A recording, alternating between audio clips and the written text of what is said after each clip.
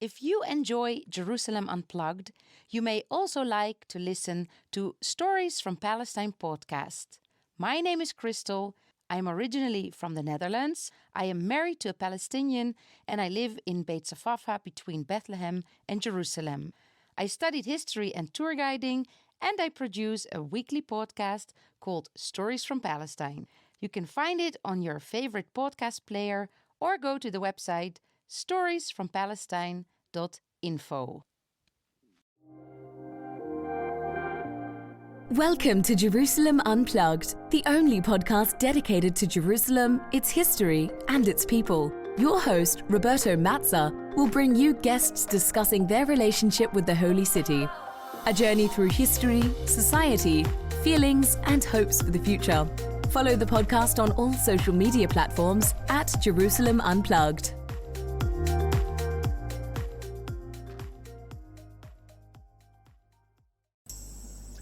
Welcome to Jerusalem Unplugged, the podcast dedicated to Jerusalem, its history and its people. I'm your host Roberto Mazza, and today, for the last episode of Season 3, it's with a great pleasure that my guest is Professor Ilan Pappe. I don't think there's need of a long introduction. Ilan is obviously a worldwide known historian, but also activist. I just want to say that obviously he's a professor of history at the University of Exeter in the UK with a long list of publications. Today we're going to talk about Jerusalem. We're going to talk about his views about the city, contemporary Jerusalem, and obviously politics, which we can't escape. But first, Ilan, welcome.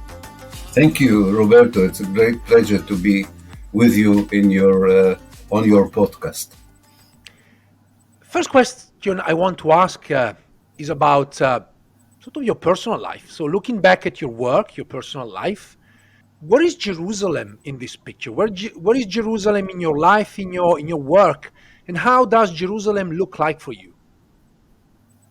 Yeah, well, as you probably know, Roberto, I was born in Haifa, a city with a very different DNA than Jerusalem, and very different relationship between Arabs and Jews compared to Jerusalem. In many ways, the opposite of Jerusalem. So Jerusalem for me was very distant until I started my BA at the Hebrew University in the mid-1970s. I was quite excited by Jerusalem in the 1970s. I think people who would see Jerusalem today would be not familiar with some of the features that we were familiar with in the 1970s. Of course, I was still naive politically. I didn't realize the layers of occupation, oppression when I was studying BA. It's only later that I was exposed to Israeli settler colonialism, apartheid, and so on. But nonetheless, in the 70s, you could easily walk around Jerusalem. There was a sense of an easy flow between East and West and East. There were students coming from East Jerusalem to study at the Hebrew University. So it looked to me like a very intriguing place, less polarized and violent in many ways than it became in my eyes a bit later. So my first impression was almost coming from a bubble, which is Haifa, into a real life place where people have real concerns and are struggling with the hardships of life. Jerusalem was much poorer than the Haifa I knew, at least. The Palestinians I knew in Haifa were more of, I would say, middle class background, and the Palestinians I met in Jerusalem were, as you know, from a much wider spectrum of the society. I met a bit later, in the late 70s and early 80s, I became more and more connected to people like Faisal Husseini, and if you want, the East Jerusalem elite on the one hand, but I was also familiar with the other side of the poorer neighborhoods of Eastern Jerusalem. So it was like an opening to. You had kind of a reality check, I think, when you came to Jerusalem. But I have to say, it took me some time to understand that the reality check I had was very limited compared with what I will discover for myself, at least, a little bit later on. I'm curious about your choice. Why and how you became a historian of Palestine and Israel? Well, I loved history from very, very early age, I must say. And I didn't like school. I was not a very good pupil. But there were two topics which I did quite well in high school. When one was Arabic and the other one was history. And I do believe that historians, of course, people become historians or philosophers or economists for different reasons. But the good historians I met, and I met many along the way, have a similar story to mine when it comes to why did we choose history. And it always comes back to a very early age where you are fascinated by the past. Whether it is because you've read books about it, a younger generation was already exposed to this through television. When I was young, there was no television. So I think that there is something that excites historians that maybe doesn't excite everyone. Like a statistician can be, I met statisticians who get excited on finding something which is around the 0.5 variations, and I cannot understand them. So I think, yes, it's something in your constitution that makes you look at the past as a fascinating foreign country that you want to visit. It's, again, only later on you understand also the relevance of the past to the present. But I think the early stage is really a love for history, because it's a kind of an exploration, a kind of an adventure. Like some people would love to visit foreign countries with a similar excitement. So I think that was for me the history. That the moment it became more a profession, I had other choices to make. What kind of history do I want to, the history of my own country, a history of someone else's country, and this went in tandem with my political development. Because the more I was politicized, the more it was clear to me that whatever professional history I'm interested in, it has to be relevant to my political outlook and my political understanding of the situation. And that's where I wanted to go. I wanted to ask you, why not choosing Roman history, which is fascinating, but certainly less controversial than looking at the history of Israel-Palestine, particularly the contemporary history. Is there any other reason other than politics? Well, it's interesting that you say it. When I started getting into trouble, one of my children asked me, said, "Daddy, what's wrong with Finland in the 17th century?" Because he said, because you chose Palestine our whole life. And it's true, the whole family was affected by a choice of history. Finland in the 17th century definitely would have retained me in Haifa in a good relationship with my own tribe, so to speak. Is it just politics? No, I don't think it's just politics. I think that there is a certain, for every one of us, there is a certain moral constitution, a certain moral outlook of, and everybody has their own view on what is right and what is wrong. And for me, the moment I went into the history of my own country, I was lucky that the moment I made this choice, unlike some other Israeli historians maybe, I was in a place outside of Israel, already aware that this is a fascinating field because there are contesting narratives about it. And the more I went into it, I understood it was not just a matter of being intrigued by it, that it had really relevance for the sense of injustice I felt, the more I was able to understand the reality in my own life, especially the way Palestinians were treated and what they were experienced. So these are really journeys. These are developments. They don't happen in one day. But I think that the more I understood, the more I felt morally about the reality, the clearer it was for me what kind of history I want to write, what period I'm interested in, and what choices I should make as a professional historian. Now, your work has been, your work as historian has been often labeled as controversial, to say the least. So I was wondering if you can tell us when and how you actually moved away from, the traditional historiography of Israel Palestine, probably the same historiography that you were taught in school back in the 60s and 70s, and what did propel that change? Yes, I think the most important thing was a conscious decision that I took already as a BA student in the mid 1970s, that if I really want to have a more comprehensive view on the history of the country, I have to get out of the country. I need to see things from the outside.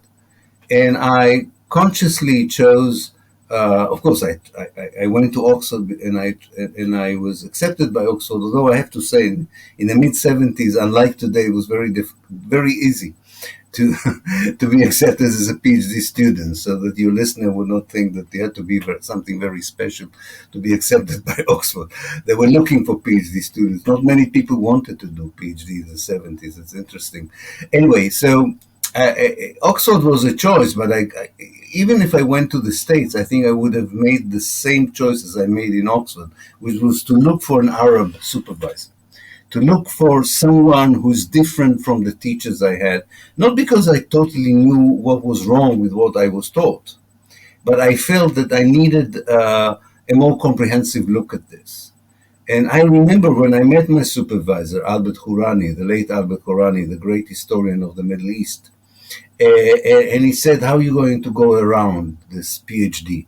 And I said, I'm interested in political history, and I understand that there is this law of secrecy in the British archives and the Israeli archives as well.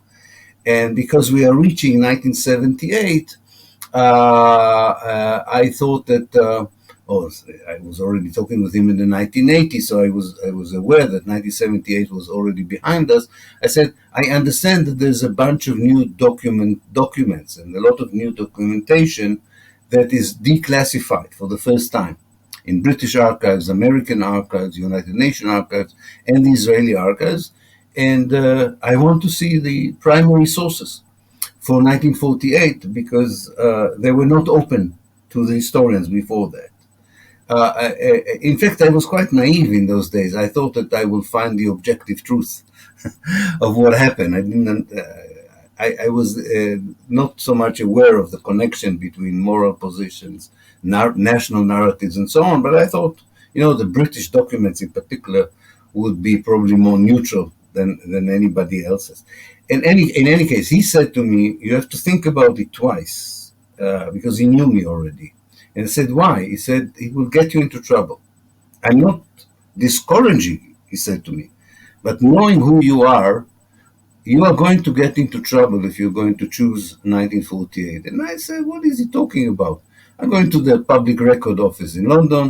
I will report what I found in the documents. How can it get me into trouble?" The rest, as they say, is history in many ways.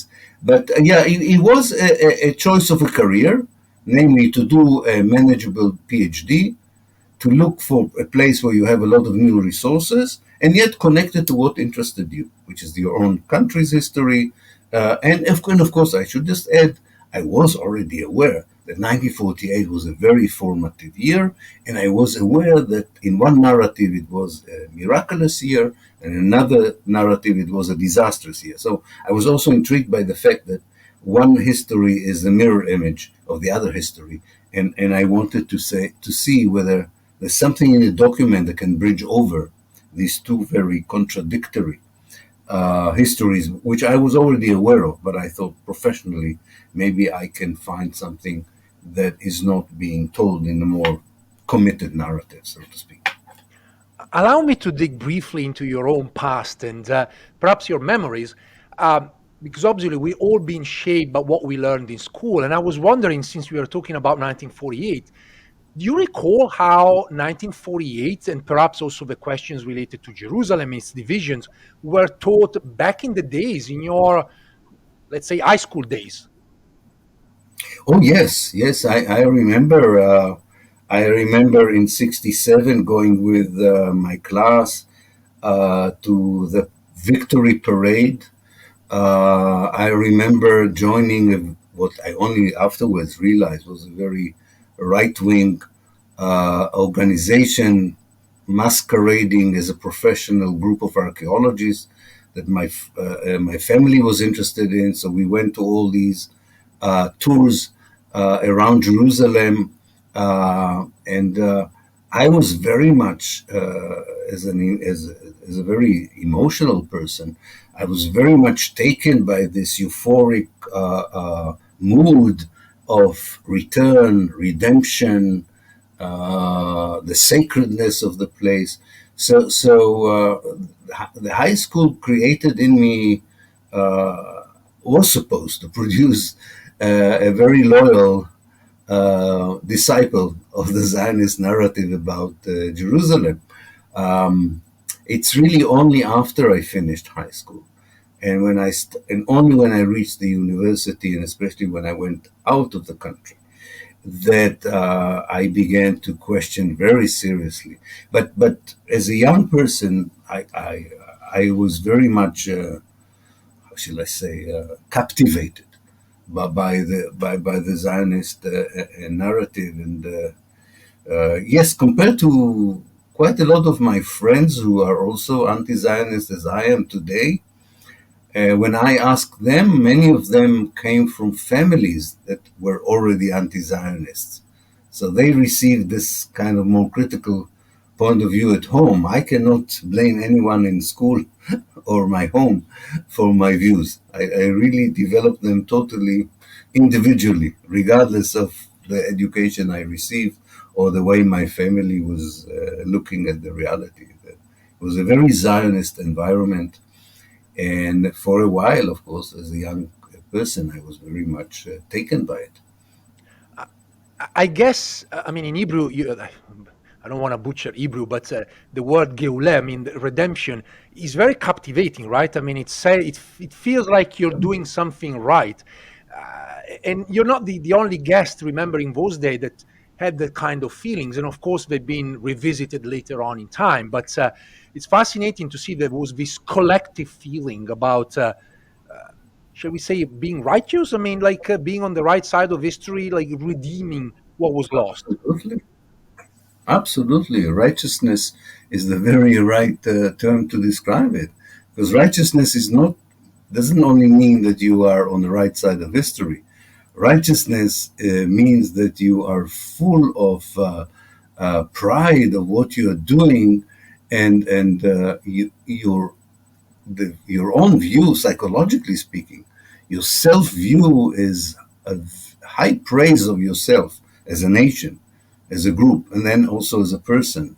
Of course, righteousness becomes ridiculous when it is continued against actions and policies that are unjust to the bone. But yeah, definitely, I think this is. You have to remember also in my sins, I went to the army still quite naive about politics, and a very important part of the initiation in the Israeli army is Jerusalem. Jerusalem plays a very important role, especially the Wailing Wall, because I went after '67 war to the army. It's the kind of the secular religious. It's an ambiguous kind of ceremony that they do there, because most of the soldiers are secular, but they get the Bible and they take an oath in front of the Wailing Wall to show allegiance to the state and its values. Yeah, definitely. The more I'm thinking about it, the more I'm aware of what I had to leave behind me on the way out. It's not a change of view, It's not an easy. It's a liberation. It's a liberation, of course, not compared to any liberation struggle of the Palestinian national movement, but it's a liberation. You need to liberate yourself from the kind of values system that was invested in you. And I'm always surprised when I meet other Israelis who were able to do it, because I know how difficult it is to go through that journey. But we have to find an easier way, because my aspiration in my life now is to make sure that a lot of Israeli Jews will go in that same direction. But I know it's not easy to ask of them what I found myself not easy to do, but I did. Yeah, it's not an easy transformation, and No, definitely having not. part of my family in Israel, I can see how hard it's even to engage with this kind of difficult conversation. Everything seems to be crystallized at the moment, and you Yeah. just get into that kind of conflict with no solution, and no really anyone eager even to listen to different arguments. Although I have some qualms about the present reality, because when I was in the early 20s or in my teens, there was no internet. I didn't have any alternative sources of information. Young Israeli Jews today have a way, if they wanted to, which for me was difficult, have a way of knowing, and we know much more today than we knew in 68, 69. You read Raja Shehadeh's books. Even the Palestinians in the West Bank in 68, 69 said, maybe it's not too bad, maybe, there was this misperception, of course, that maybe this is not just a bad thing, maybe something good will come out of it. Of course, we were all wrong.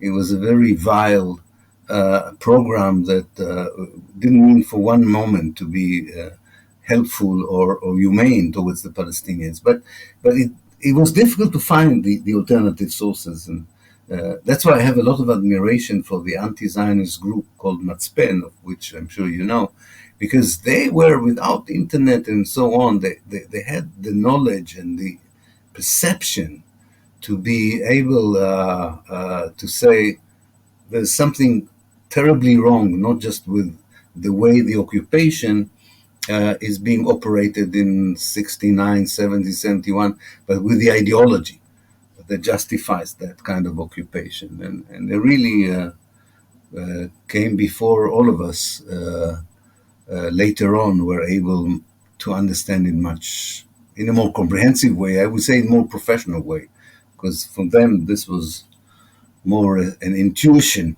about what was wrong, and I think some of us substantiated later on with proper research as well. I want to leave politics for later, and I have a couple of questions about your Okay. sort of a professional work first. And one is very much about your early work, which is also connected to Jerusalem. You wrote a book about the Indeed. Husseini family, and I was That's wondering if you right. can tell us a little bit more about the history of this family, and also if you can project that family into the 21st century. What has been left of the power and image of the Husseinis? Yeah, definitely. My main motive when I wrote the Husseinis, I was already aware of my own agenda in the next projects that I did, which a sense that, and I wrote the Husseinis is probably the only book I wrote first in history, in Hebrew, I'm sorry, and then in English. Most of the books I wrote first in English, and some of them were translated into Hebrew. I really felt that I want to fight the Israeli myth that Palestine was an empty land waiting for a people without land, I remember I was quite enraged by the way Palestine in the 18th century, 19th century were presented by atlases in Israeli schools, by the websites already, there were websites already, by the Israeli Foreign Ministry and so on. And I thought that through the history of a very important family, you could see that there was life and there was a society and there was culture long before the Zionist colonization began. Now, the importance of that family is, of course, that they were able to transcend from one period to the other and slowly becoming more and more important in running not only the affairs of Jerusalem, but also the affairs of large parts of Palestine. And they are a fascinating story, although I have to say that the family does not always accept my narrative, which is not only my narrative, it's the other professional historians as well, so I have to be careful here. I really believe that this was a very humble family that exploited the troubles of another family called the Husseinis, and acquired their name, their genealogy around 1700, and slowly became a power base by their ability to mediate between the Ottomans in Istanbul or the governors in Damascus and Beirut and Cairo and the society. And I found the family fascinating because it had so many different careers in it, which I'm sure if I would have taken another notable family like the Halidis or Jarallas or the Nashashibis, I'm sure I would have found that as well. But I thought that the Husseinis were in particular diversified. There were people who chose business, there were people who chose literature, academics, people who chose politics, religious career, and I think that this is an indication that Palestine, like the Husseinis themselves, had it not been for Zionism, was on the way to build a modern society in Palestine. And you know, I'm a socialist by ideology. I'm not in love with aristocracies of any kind. I'm quite a Republican in this respect.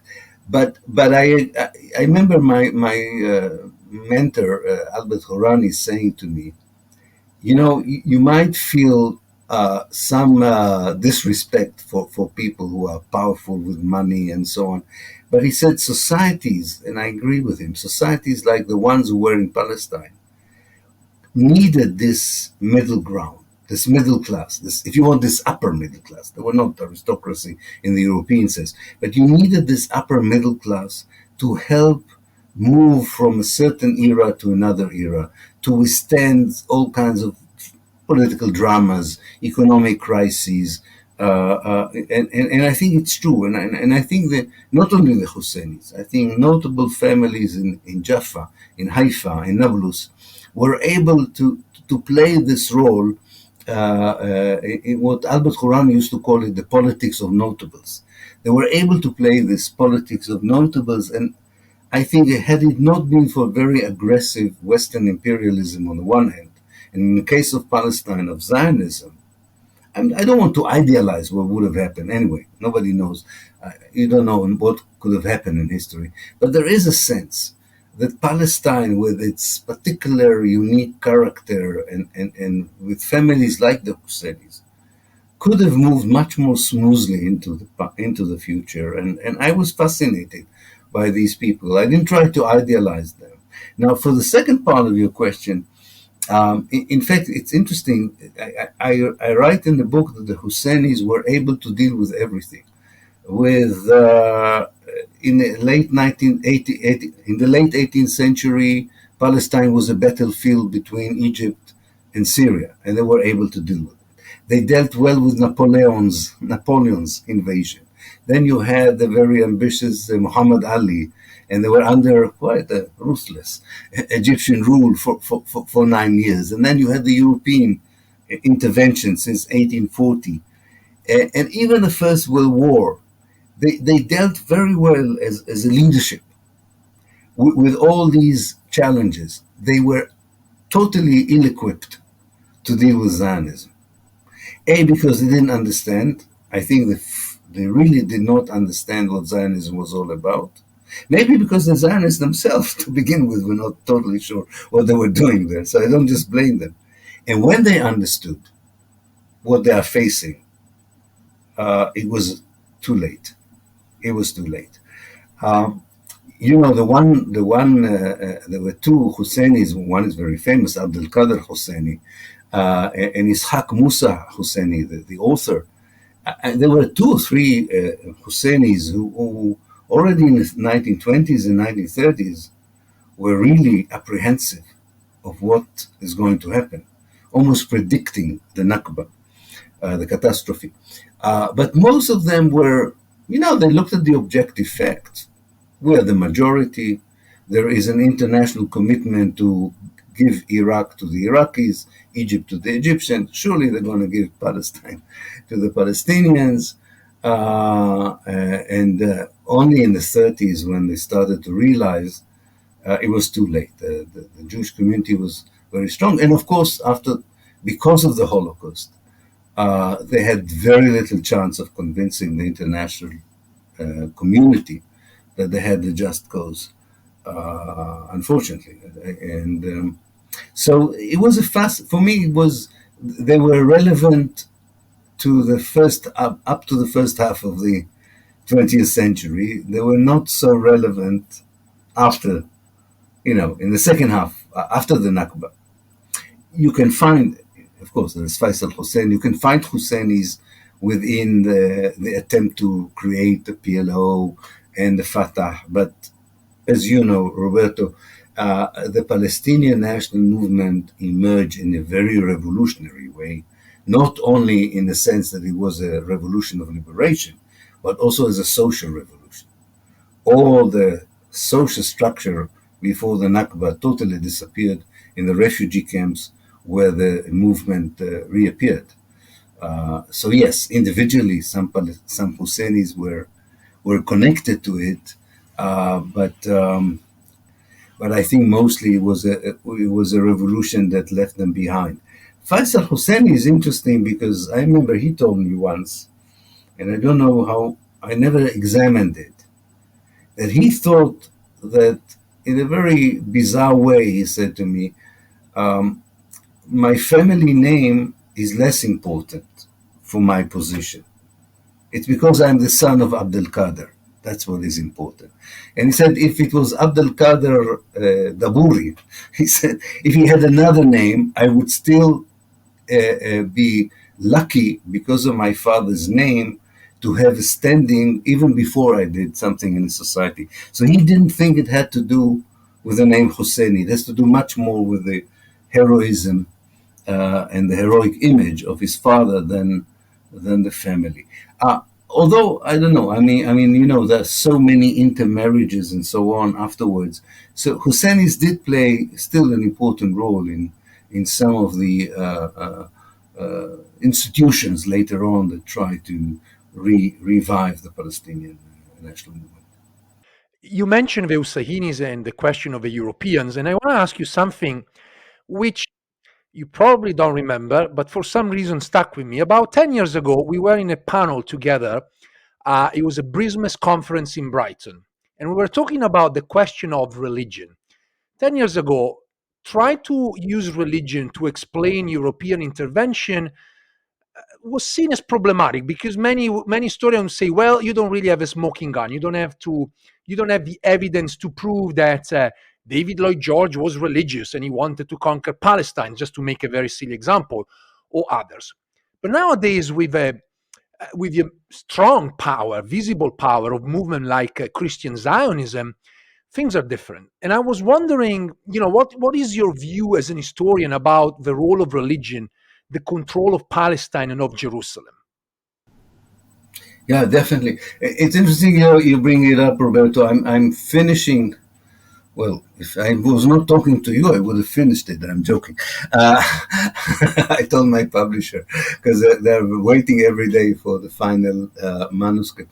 I'm finishing a manuscript these very days called Lobbying for Zionism Across the Atlantic, which is a history of lobbying for Zionism from the mid 19th century until today. And it's two things come very clearly out of this, which I think are very relevant to your question. One is that Zionism was a Christian project before it was a Jewish project, a Christian evangelical project. I tended to agree before I wrote this book with people who said, yes, but this was just a theological position, a eschatological position, if you want, and it didn't really matter politically. Rereading the material and writing this book, I don't agree. I think that the evangelical Christians who were even there before the Jewish, the early Zionists among the Jews, understood that they could not build only on religious argumentation if they wanted Palestine to be part of the Christian world. And because of their religious outlook, they had a very clear role for the Jews in it. So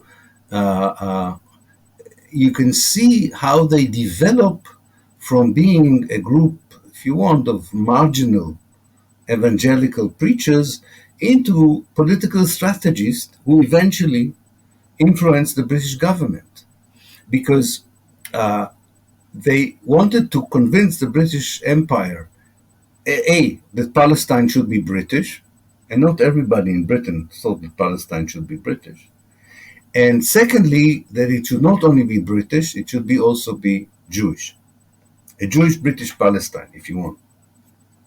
And they played a crucial role in not only in convincing the British government eventually to decide to occupy Palestine, to violate some agreements they had with the French, but also to make sure that the occupation is closely connected to the creation of a Jewish state.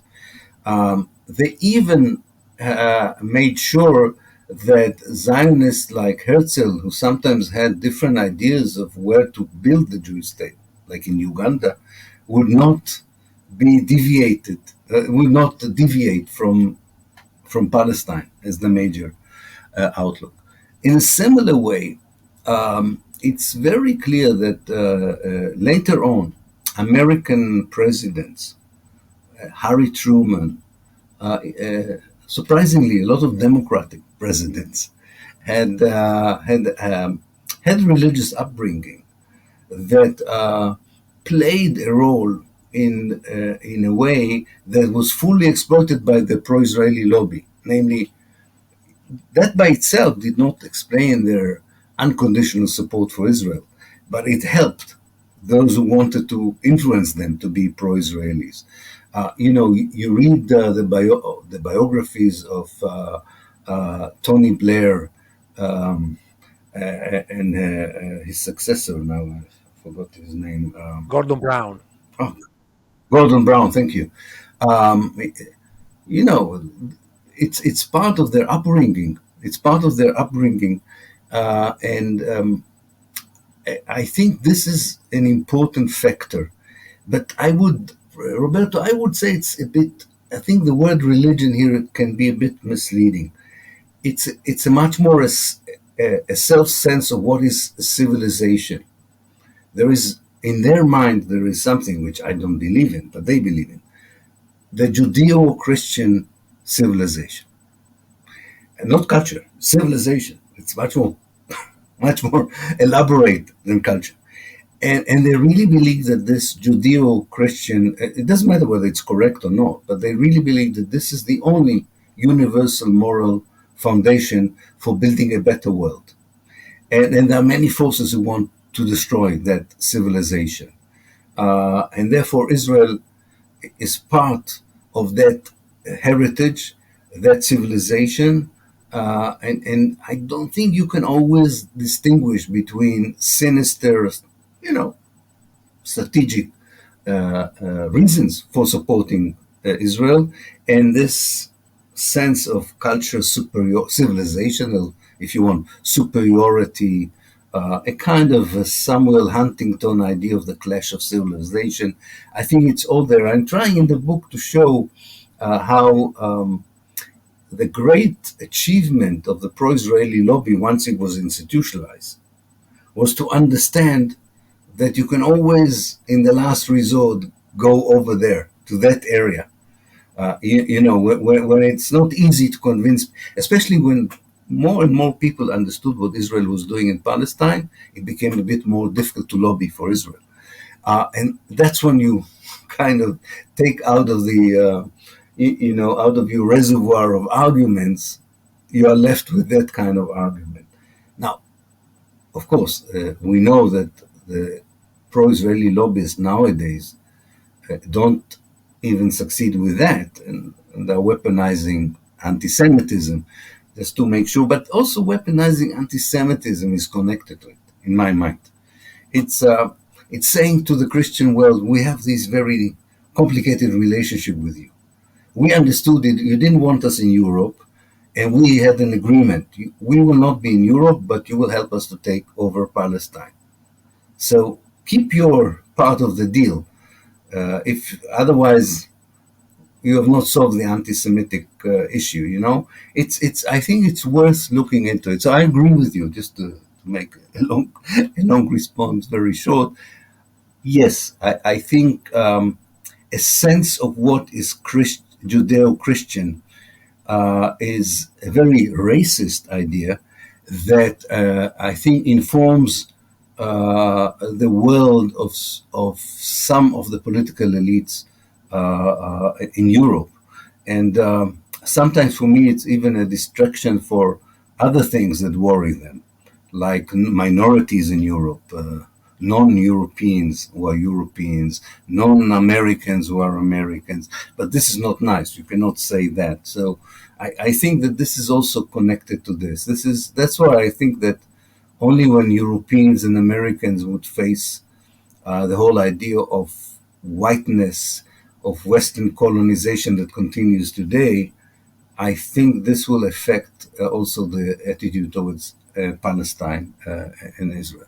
And paradoxically, when we think about Christian Zionism, this is always an argument that I make and I teach my students, is that Christian Zionism is inherently anti-Semitic, because in the end, the whole story goes that once all of the Jews will be gathered in what was the kingdom of Israel, half of them will perish and the other half will convert to Christianity, which is not exactly it's definitely anti-Semitic. It's paradoxical that pro-Israeli lobbies actually rely on that, given the fact that it's anti-Semitic in nature.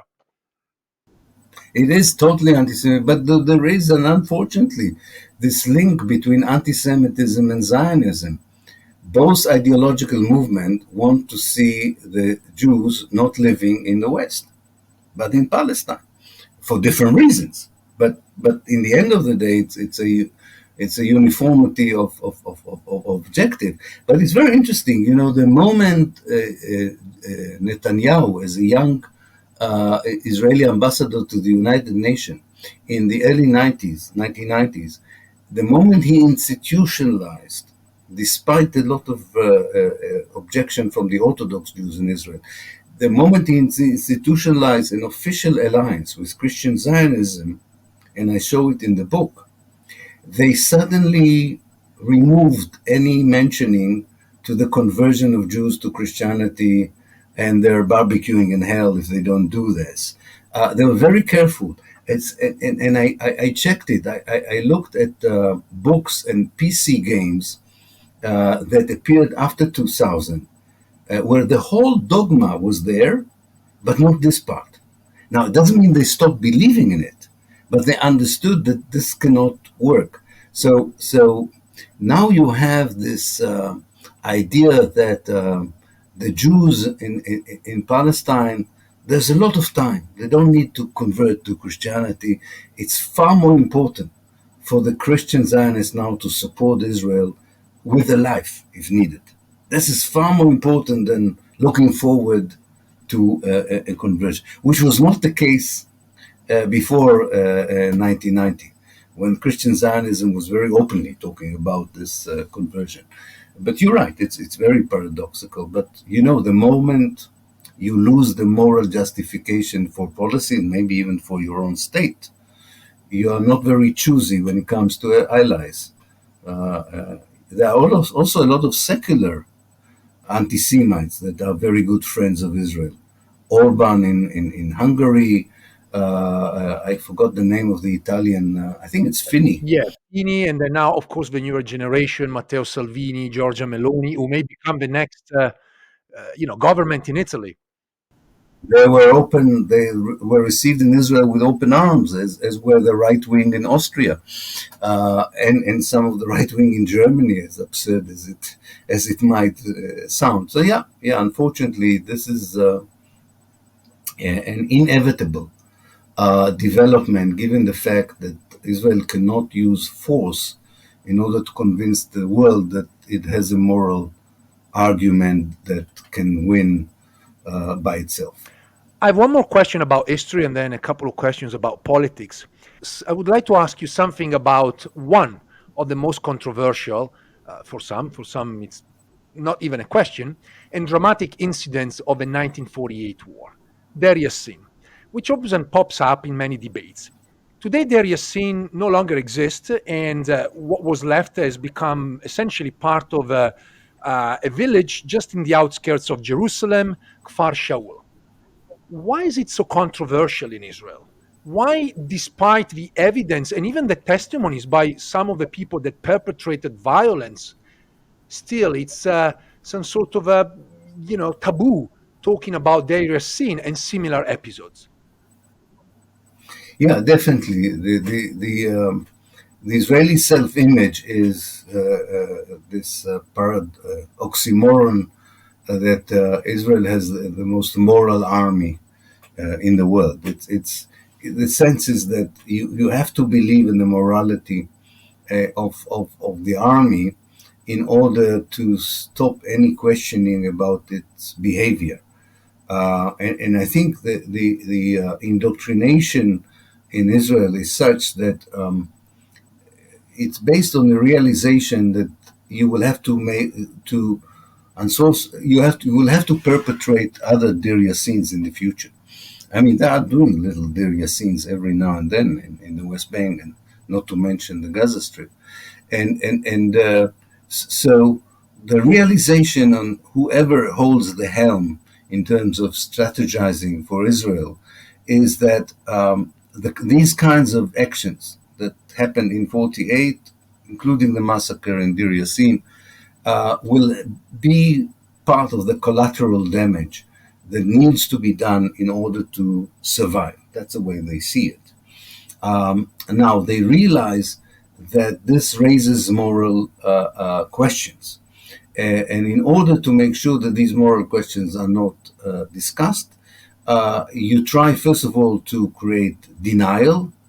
It's like, and they're using quite cleverly some of the established historians in Israel to very typical to Zionist historiography.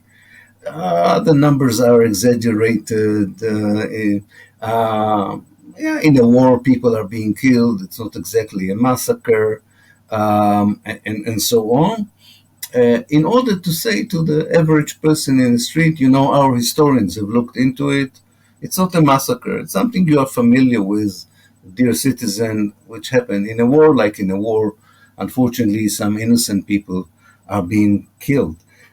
So I think this is why it's a taboo. It's a taboo because if it will be fully discussed, it would bring to the fore what anybody who studies settler colonial movements in general would know, that movements like this are being informed by the wish to get rid of the native population, either by killing them, by expelling them, and so on.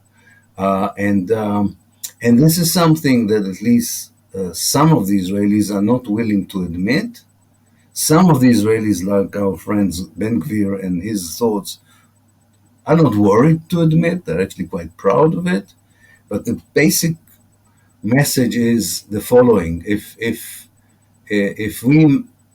someone says that we massacred, probably it's not true. And if it's true, it's not a massacre. There was the Palestinians are to be blamed for that, and you know it.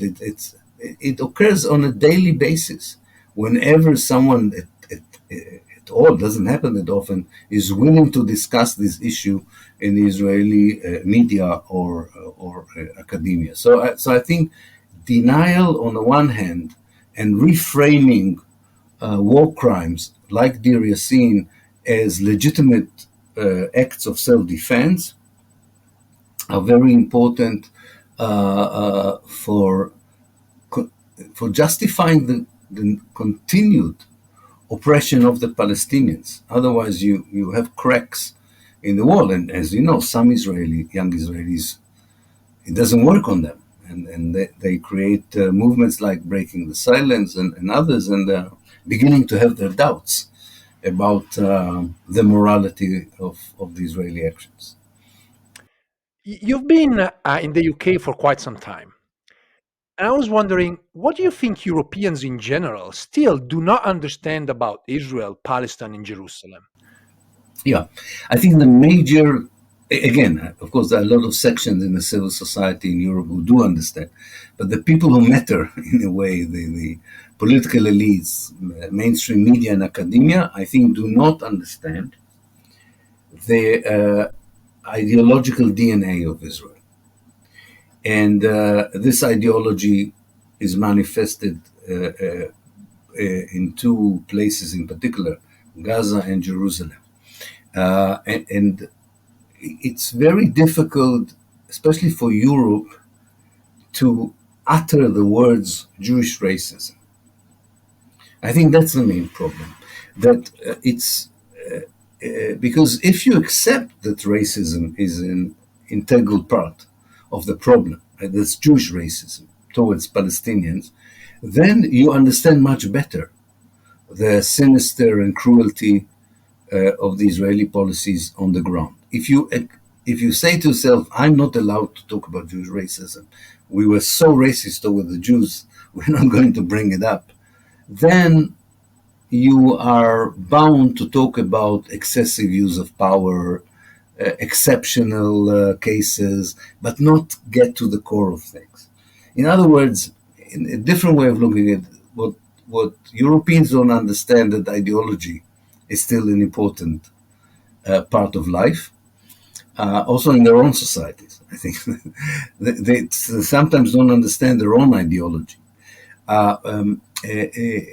That ideology plays a very important part of life, and it informs even the most,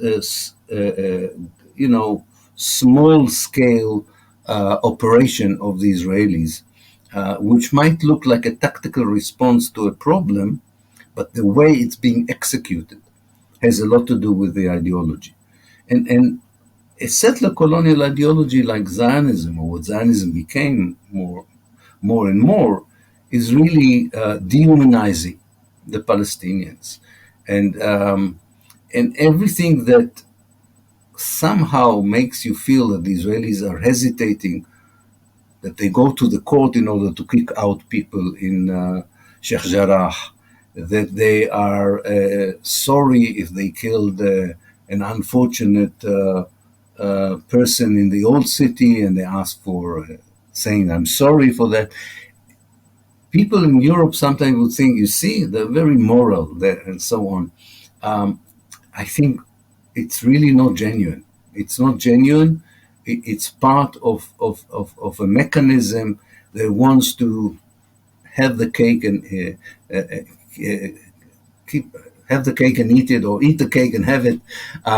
Namely, we are part of the civilized nations, but we'll have to do these non-civilized kind of activity. So I think that Europe, official Europe, an official West, either don't want to understand that they are dealing here with an ideological regime, or they don't understand that they are dealing with an ideological regime. And Israel was very clever in saying to them, if you are at all dealing with ideology, namely anti-Zionism, you are anti-Semites. That's the silencer. That's the silencer. This is what they do in order that the discussion will never be on the ideology. You are entitled to question our policy here and there, but you cannot do what you did to apartheid South Africa. You cannot question the ideology of the regime. And yet it will be just enough to look at individuals like Itamar Ben-Gvir, who is a politician and in the Knesset, in the Israeli parliament, and is in the upcoming elections, some polls suggest that he might gather more than 15 seats. And he is quite open, talking about expulsion of Arab citizens, essentially, a second Nakba and, ethnic cleansing, and also promoting the idea of retaking Temple Mount, so, destroying Aram al-Sharif and reconstituting a third temple. So I wonder, how do you see these kind of individuals? Well, it's interesting. For a while, Israel was able to sell to the world that, like every society, they have lunatic margins. So you have lunatic margins. Now, of course, we know that these are not margins. They may be lunatic or not. That's another question. But they're not marginal. They're definitely not marginal. It will be a problem for Israel. That would be very difficult because this is an inevitable development in Israel, that the national religious group, together with a large section of the electorate that was left behind on the social margins of Israel, many of them Arab Jews, this combination between deprived groups of people on a social and economic basis on the one hand, together with a very close indoctrinated national religious group, is slowly getting the center, and not only the center but also the powerful position in the states. They are now constituting a very important part of the officers' corps in the army. They are getting to high position in the Secret Service, in politics. So I think it's inevitable because you cannot be a benevolent racist, and you cannot be a progressive ethnic cleanser, and you cannot be an enlightened occupier. You can be one or the other. You cannot be both. And what this particular ideological group did was to produce a younger generation that in many ways, rightly, is being told there's no need for this charade. We are supposed to be racist by religious imperative and by national imperative. And yes, the world likes it or doesn't like it. Who cares? I mean, they also will have a reality check, I think. I'm not that pessimistic. I think they will. We know if the Ben-Gvirs take over Israel, I'm not sure that the United States will be there with them. I'm not totally sure. So I mean, this is where you sit in front of a Palestinian friend and you really don't know what to say, because on the one hand, the true nature of this right-wing nationalism is exposed, the easier it is to persuade people in the world to view Israel as apartheid South Africa. That's one side of the coin. The second side of the coin is the more these people get power, the more Palestinians would suffer. So it's like you try to say to people, this is in the short run, and the more positive result of this would be in the long run. But for people who suffer, the long run sometimes is meaningless and in an understandable way. But yeah, I think it's not a marginal thing. anymore. It's a very powerful thing in the center. Maybe there is still a group of secular and more progressive religious people in Israel who are trying to create a kind of a counter force. The main problem for them is you cannot create a counter force to this kind of politics in Israel if you don't ally yourself with the Palestinians. I have a feeling from your voice that you're not very optimistic about the results of the upcoming elections. It's putting it mildly. No. In order to have a true coalition that can stop this very dangerous national religious Judaism that is the version of Judaism that is adopted by these people, in order to you need an alliance. You need an alliance, and this alliance is not going to happen because even the liberal Zionists and so on cannot see the Palestinians as equal partners. And if they don't see them as equal partners, there will be no alliance. I also don't see enough unity on the Palestinian side to produce the liberation movement that could stop it by a liberation struggle. But I'm more optimistic there. I think that the younger generation of Palestinians might, I'm not a prophet, might create a different kind of Palestinian political movement of liberation, might be able to create a more effective liberation struggle, especially if we are right that this is a trend in Israeli politics, because I think they will be more legitimized in the eyes of the international community the more these groups will become visible to the global eye. I have one last question, and it's very much centered around the question of apartheid. Certainly, if we look around Jerusalem, we see that Jerusalem is being segregated like many other parts of the country, but there are many people that would argue there is real apartheid in Jerusalem. Some also say there is apartheid throughout Israel. What's your view about it? Is there a real case of apartheid in Israel? And if so, what do you mean by apartheid? How would you define this concept in relation to Israel, Palestine, and Jerusalem? First of all, I think we have to distinguish between two kinds of apartheid. There is the apartheid version of South Africa, and there is the more general phenomenon of apartheid. The apartheid of the south of the United States up to the 1970s was different from the one in South Africa, although it had some similar features. So I think that there are many faces to apartheid, and definitely the Israeli version in some parts is similar to the South African one. In some parts it's different. There are some Palestinian groups who have a better life under Israel than the Africans had under apartheid, and there are some Palestinian groups who fare much worse than Africans have fared under South African apartheid. So when we talk about full apartheid, either in Jerusalem or in Palestine, it is full not only in the way that it is exercised daily, namely different roads for people, different rights of prayer, and different distribution of resources, and of course ethnically cleansing the Palestinian community in the greater Jerusalem area and so on. This is one part of the full apartheid.